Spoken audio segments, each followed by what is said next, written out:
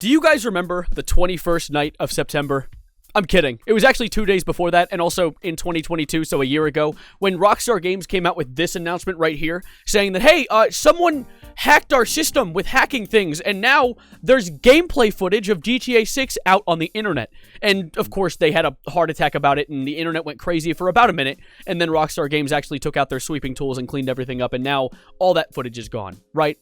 And I thought that was where it lied. I thought that was it. But recently, the hacker behind all of it has finally been sentenced for his crimes. And oh my god, actually reading into what this story's about, not only is this sentence the most insane sentence I've ever seen someone receive in my life, but there's lore behind this fella. The lore behind the individual who hacked into GTA servers is genuinely the most intriguing lore I've ever seen in my life. Like, I know I covered a hacking group very recently. Like, a few weeks ago, I covered a gay furry hacking group that hacked into a nuclear power plant in Idaho and ordered for them to make cat girls.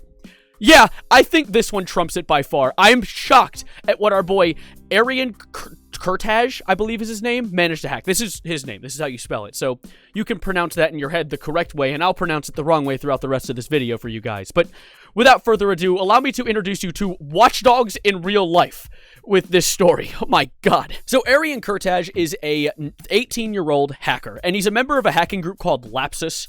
I'm hoping I pronounced that correctly. This is how it's spelled. It's like Lapsus, and then there's like a money sign on the end for some reason. But they are actually a hacking group that has a history of hacking various other big companies, and not just Rockstar. The other names on their belt are things like Nvidia, Microsoft, Samsung, and Uber. For some reason, they've hacked a lot of various companies, and the Nvidia hack is actually one that Arian Kurtaj was a part of. He was already in police custody on house arrest in a travel lodge when the hacking went down. This man is so incredibly skilled behind the tech.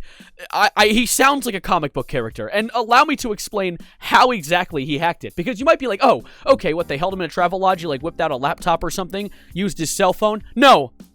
Arian Kurtaj hacked with... guess. I want you to guess for a moment. I'll give you like 5 seconds to guess. You might be like, oh, what, did he use a pager, a walkie-talkie? He hacked with an Amazon Fire TV stick.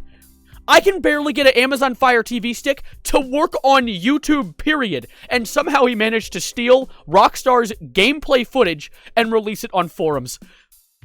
I'm still in shock hearing about this now. Talking about it, I'm like shaking a little bit. And Arian Kurtaj actually ended up not facing trial, but it isn't for any reason like he's immune or the government hired him now and he's going to be a government hacker, although that probably is going to happen. If you hear more of the story, it might make sense. But essentially what happened was, due to a diagnosis of acute autism, he's determined not mentally fit to stand trial. So instead of them trying to go to trial with a jury to determine if he had criminal intent, they're just going to go to trial and determine if he did it.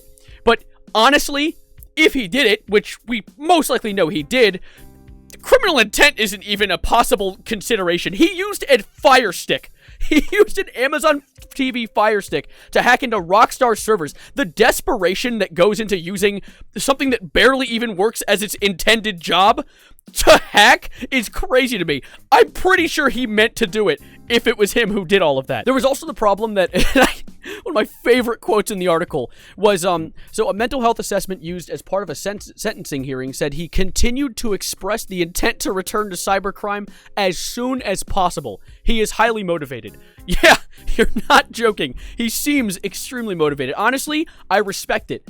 Is what I would say if he was a respectable individual. See, apparently Kurtaj has a history of also stalking women online, which someone who has the capacity to hack with an Amazon Fire TV stick into Rockstar servers, being a stalker, ain't a great combo in my opinion. So I wouldn't say root for this guy. As much as I love the Robin Hood who can break into a company and steal things from people, maybe this guy should be left on the other side of the rooting.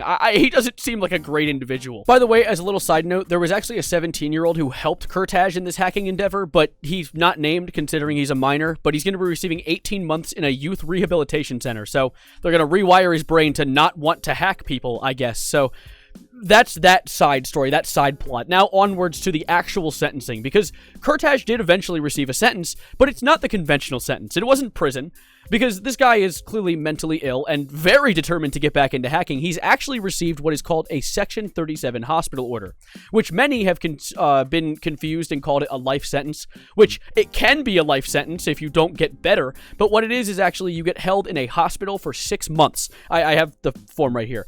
So you get held in a hospital for 6 months, and after the 6 months, they determine if you are, like, mentally stable enough to go back into society, and if you're not, they add another 6 months. And then after that, they renew it yearly until eventually you either get better or stop existing, which is unfortunate. But, you know, honestly, little Matt Pet game theory I have, I feel like this guy's probably going to disappear. I think he's probably going to end up serving his 6 months, but at the end of that, I think we're never going to hear about him again. Not because he's going to return to his normal life, but because I have very high thoughts and theories and hopes maybe the government's going to take this guy, and they're probably going to hire him and make him into a hacker for them, because I know people who have hacked into systems that I know and are no longer in my life because I think they've been hired. because they do need some skilled individuals like that. It's like trying to create the Avengers Initiative or something, which in my opinion is the reality I would prefer. I would really love this guy to be turned into an ethical hacker instead of just being another one of these really useless hackers we've seen recently. I feel like a lot of hackers have been getting a lot of virality for hacking really pointless stuff. There was an Insomniac hack that happened recently. They're the people who made the Spider-Man PS2 games. PS2. The Spider-Man PlayStation games, not PS2. And they had their new Wolverine game hacked, and a bunch of footage came out about it, which is, in my opinion, kind of annoying. Like, I love to see footage, as much as the next guy, of a new game coming out that I'm excited for, but I would prefer to see it from the people who've worked really hard, tirelessly, to create a good game. Because we haven't gotten good games in a while. I mean, we've gotten occasional good games, but we've gotten a lot of stinky poops lately. So I would really like to not see game companies struggle even more than they already are because of hackers. I'd prefer to see you hack, I don't know, Twitter. I didn't say that, Elon. I didn't say that. Legally, I'm making a joke, but at the same time, do something useful, please, hackers, please. Overall, though, Lapsus as an actual hacking group is still at large, and I just want to make it aware for any Lapsus members watching this, I don't hate y'all. I think hacking is honestly an extremely interesting concept. I just wish you'd do it in more interesting ways that weren't just stealing from game companies who already are struggling to make good games for us. Like, I don't know, steal from Reddit or something. They're abusing their users. Like, go crazy on them, and I'll be clapping in the corner over here.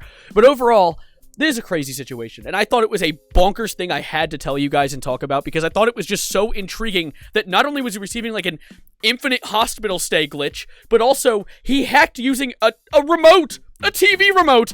Like, that's just so crazy to me, and I'm happy you guys stayed and watched with me. If you did sit through the entire video, thank you for being here, and don't forget to subscribe to stick around for future content because I make videos for you guys every single day. You can check one of the previous videos I made recently, or if you're watching this a day later, you can watch the next one I uploaded because I have uploaded a new one. I promise I have. Unless I died or something. And for the song of the day, I'm actually going to give you a song I thought I gave you guys already called Lady of Namek by Tory Lanez. I've been really getting into the Alone at Prom album recently, so if you want to give that a listen, you can find it in the Songs of the Day playlist, which I link in the description down below. But for now, I'm going to be hitting the road. So thank you guys for being here and being amazing. Like the video if you liked it. And as always, adios, arrivederci, goodbye, good night. And thanks, Kurtash, for, I guess, making GTA 6 in real life.